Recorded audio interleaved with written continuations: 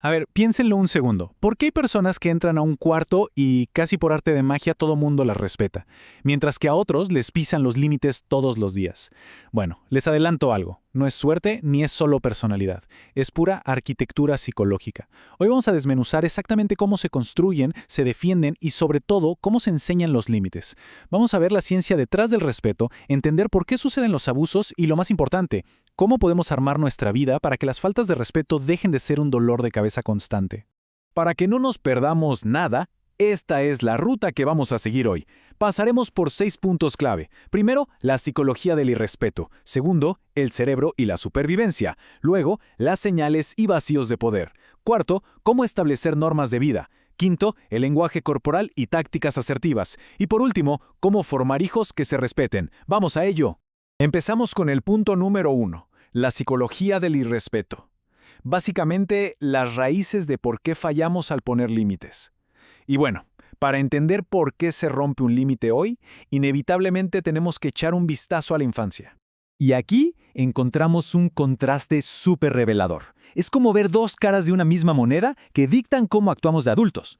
Por un lado, tenemos el origen del perfil abusador. Son personas que crecieron con una falta total de reglas o sufrieron un abandono emocional enorme. Les faltó esa figura de autoridad clave que la psicología llama el civilizador. O sea, alguien que les enseñara que las demás personas no son objetos para usar a su antojo, sino individuos con derechos. Y por el otro lado tenemos el perfil sumiso. A estas personas no les faltó atención. De hecho, todo lo contrario, fueron sobreprotegidas. Crecieron en una especie de cautiverio emocional donde les resolvían absolutamente todo. El resultado, un adulto lleno de culpa y con su instinto básico de defensa totalmente desactivado, simplemente porque nunca lo dejaron usarlo.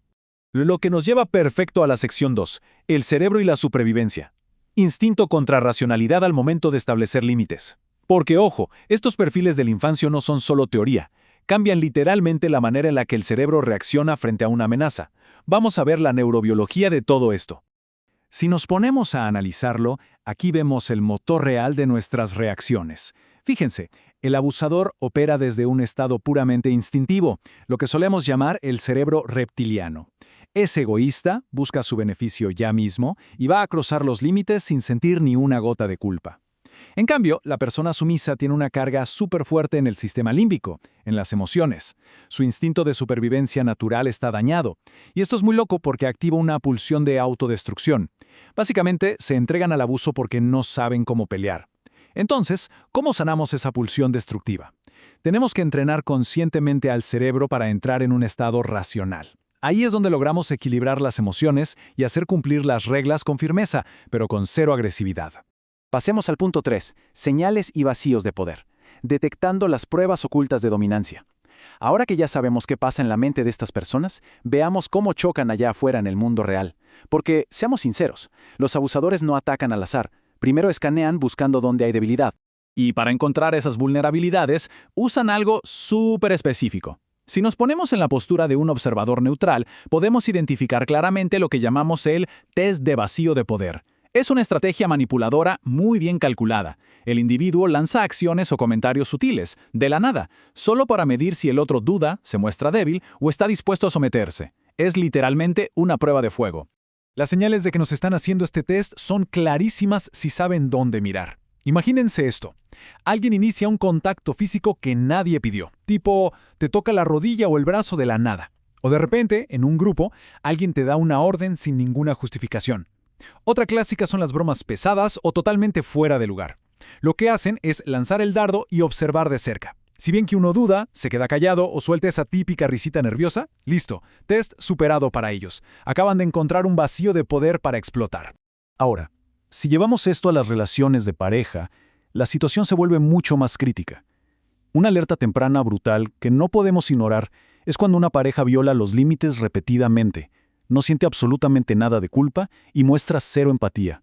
O sea, siguen atrapados en esa etapa egocéntrica infantil, donde el otro no es un igual que merece respeto, sino simplemente un objeto que está ahí para satisfacer sus propias necesidades. Tremenda bandera roja. Y esto nos trae a la sección 4. Estableciendo normas de vida. ¿Cómo definir esas reglas inquebrantables? Ya vimos cuál es el problema, ahora toca ponernos manos a la obra y construir nuestra armadura, pasar directamente a la acción. Para que no nos confundan nunca más con alguien sumiso y evitar a toda costa ese vacío de poder, necesitamos un plan diario para mejorar nuestra autovaloración. Primero, definan normas de vida explícitas, qué es lo que definitivamente no van a tolerar. Segundo, dejemos de actuar por inercia, como si fuéramos sirvientes. Si les piden algo de repente, pregunten por qué o para qué antes de decir que sí. Tercero, la voz importa muchísimo. Hablen claro, sin andar murmurando o soltando suspiros que denotan cansancio emocional. Además, hay que eliminar esa narrativa de víctima. Cero quejarse para inspirar lástima. Y por último, vístanse con propósito. La forma en que nos vemos proyecta visualmente muchísima estabilidad y personalidad. Sección 5. Lenguaje corporal y técnicas asertivas. Nuestras defensas físicas y verbales, porque cuando la confrontación ya es inevitable, necesitamos saber cómo reaccionar en el momento exacto sin llegar a los gritos, pero con una firmeza absoluta. Antes de siquiera abrir la boca, nuestro cuerpo ya mandó un mensaje clarísimo. Si queremos proyectar seguridad y respeto, hay que caminar erguidos, abiertos al mundo. Al sentarse, proyecten sutilmente las extremidades para ocupar su espacio físico. Pero oigan, el arma más letal de todas es la mirada. Mantener una mirada tranquila, completamente neutral. Eso proyecta una seguridad brutal y una ausencia de miedo que desconcierta y rompe por completo las expectativas de cualquier abusador. ¿Y qué pasa cuando nos lanzan esa típica broma pesada o un comentario humillante en público? Hay una serie de pasos concretos para responder de forma asertiva. Paso 1. Adopten esa mirada neutral, ni una sola sonrisa. Paso 2. Hagan un escaneo súper lento. Mírenlos desde la barbilla hasta los ojos. Paso 3. Con muchísima calma, pídanles que les expliquen la broma. Y paso 4. Expongan la verdadera intención. Pregunten directamente, ¿estás intentando avergonzarme? Se los aseguro, esto le devuelve toda la incomodidad al agresor y lo deja expuesto. Otra situación clásica, la persona que te interrumpe todo el tiempo para hacerte menos. Aquí la técnica es otra maravilla. 1. Sigan hablando, no hagan pausas y ni se les ocurra bajar el volumen. 2. Rompan el contacto visual con esa persona y miren al resto del grupo. 3. Levanten la mano ligeramente como haciendo una señal de alto. Y 4. Digan con firmeza, un momento, no he terminado de hablar. Es una manera súper elegante de mantener el control sin ser para nada agresivos. Y bueno, esto nos conecta brillantemente con nuestra última sección, la 6. Formando hijos que se respeten. Las raíces de la disciplina consciente. Todo esto que acabamos de ver para adultos, tenemos la gran responsabilidad de aplicarlo al criar a las próximas generaciones. Hay un proverbio romano súper antiguo y un poco provocador que dice: a los hijos hay que criarlos con un poco de frío y con un poco de hambre. Y a ver, por supuesto que no hablamos de maltrato. Se refiere a que esa pequeña dosis de adversidad es vital para prevenir el terrible síndrome del emperador. No darles todo de manera inmediata les ayuda a valorar el esfuerzo y construye esa resiliencia que tanta falta les hará de adultos. En el día a día, esto se traduce en aplicar disciplina consciente sin asomo de agresividad. Una herramienta súper útil es la famosa economía de fichas.